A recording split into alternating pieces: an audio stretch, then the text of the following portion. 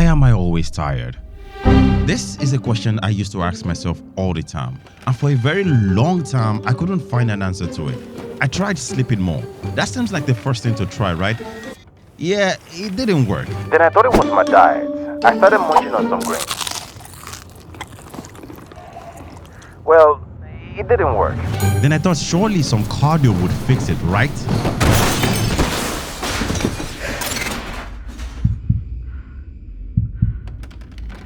Then what is the freaking solution? Well, it has everything to do with your sleep, diet, and exercise. Wait, don't click off, please. It turns out that I was actually right about the solution, but wrong about the application of it. I remember treating sleep, diet, and exercise as something to just check off my list every single day. But one thing I soon realized is that they're just a part of one big solution. And ever since I started approaching it that way, it changed my life.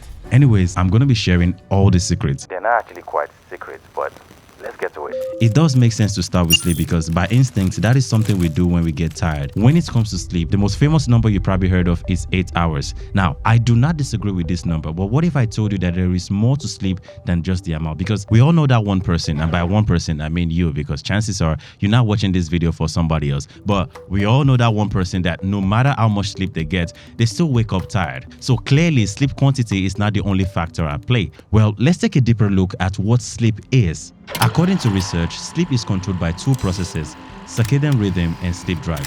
Circadian rhythm is a 24-hour clock in the brain that controls the cycle between alertness and sleepiness by responding to the changes in light in your environment. Sleep drive, on the other hand, ensures that your urge for sleep builds up until nighttime. So, let me ask you a question. If restorative sleep is scheduled, do you think you can sleep at any random time and still get the same effect? Well, the answer is no. Let's visualize something. This circle represents the time where you're active throughout the 24-hour cycle, and this circle represents the time where you are inactive. Within this region is where restorative sleep occurs, and it is scheduled at a particular time for every individual, although it might vary from person to person, but the point is that it is constant. This region right here creates the perfect condition for that sleep for 8 hours to actually be a decent advice. The reason why sleeping more did not work for me was that for many reasons, such as excessive use of social media, playing games all night, hanging out with friends, school, work, all that kept making me miss my sleep time frame by different amounts. So I had to compensate by sleeping outside the zone.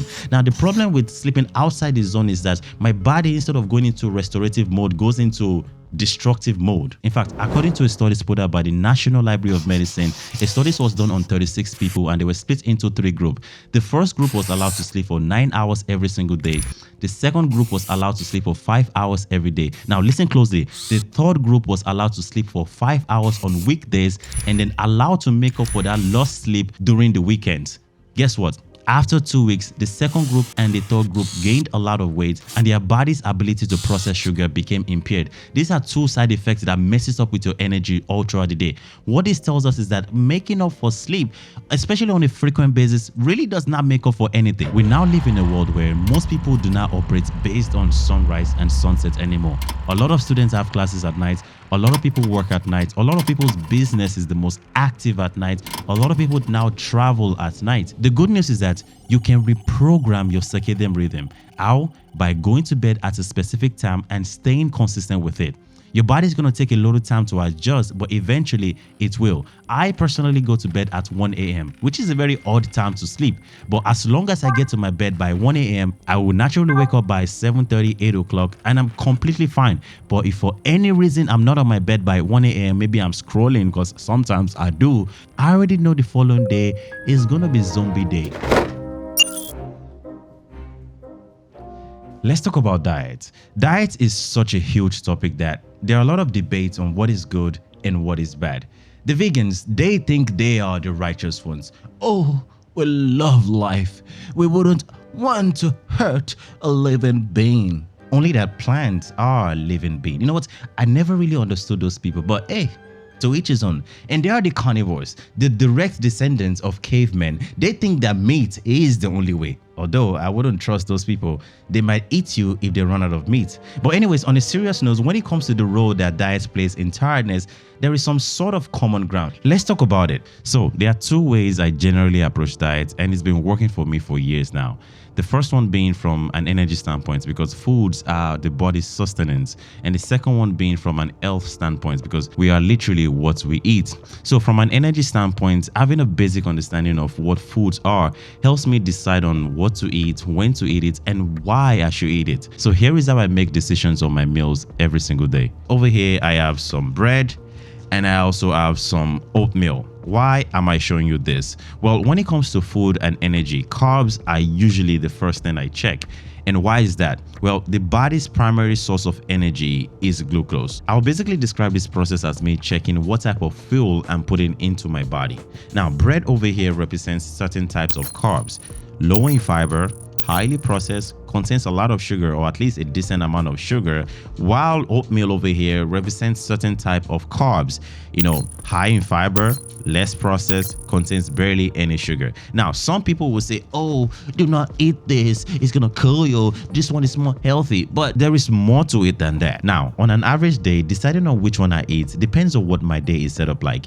I would have some bread if I'm going to be doing some high intensity movements within the next couple of hours. Why? Well, bread is low in fiber, which some people might consider a bad trait, but the fact that it's low in fiber makes it perfect because it's going to release glucose into my bloodstream as fast as possible, which is perfect for my high intensity workout that I'll be doing in the next couple of minutes or in the next couple of hours. Now, bread is a horrible option if my day consists of just sitting down or lying down and the only things that are moving are my fingers and my eyeballs, whatever they may be doing. Remember, it is low in fiber, which means it's going to give me that surge of energy that I don't really need and then crash me back down. In this scenario, oatmeal, or the carbs that oatmeal represents, are the better option because they contain a lot of fiber, meaning that they're going to stay in my system for a longer period of time, which is perfect because I'm not moving much, meaning that my energy level and my hunger level are going to be controlled throughout the day.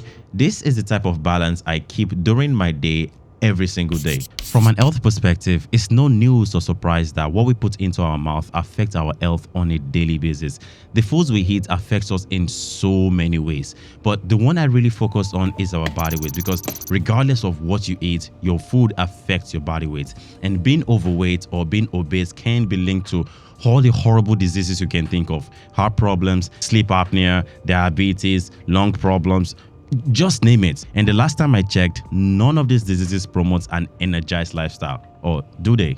There are simple rules I follow on a day-to-day basis to ensure that I never get overweight and especially obese. Number one, I avoid calorie-dense foods. 9 out of 10 times, they are usually unhealthy and processed. They are usually a combination of fats and processed sugars with chemicals to bind them together to ensure that you spend all your life savings on hospitals in the next 5 to 10 years. Now, I do not count calories, mostly because I think it's lame. Plus, I really don't like to feel restricted when it comes to the quantity of foods I can eat. So what I basically do most of the time is that I eat foods that are fairly low in calories. For example, strawberries. Strawberries are so low in calories that I think it's almost impossible to gain a lot of weight from eating strawberries. I also prefer to eat foods in their pure form. For example, I rather eat white rice than fried rice because fried rice contains oil, and oil itself is very calorie dense and it's not satiating. The second thing I do is that I try to eat the same meals every single day. This gives me an idea of how much foods I need to eat to maintain my weight. And if for any reason on a particular week I gain weight, all I have to just do to lose that weight is to make adjustment to the amount of food I eat. For example, if on a particular week my breakfast contained 2 bananas and at the end of the week I gained 5 pounds. If I want to make adjustment to that, all I have to just do is that the following week I'm going to cut down the amount of bananas in my breakfast to 1.5 or just a single banana. I will keep making all these tiny adjustments to all my meals, not just my breakfast, until I get to the point where the foods I eat throughout the week maintains my weight. This is a better alternative for me than counting calories. The third rule I follow is that I avoid liquid calories as much as possible. Soda, orange juice, pop, actually soda and pop are basically the same thing. Anyways, I make sure that 99.9999% of my calorie intake on a daily basis comes from solid food. Anyways, a tool that can be used to control your weight is exercise, which happens to be the third piece of this puzzle.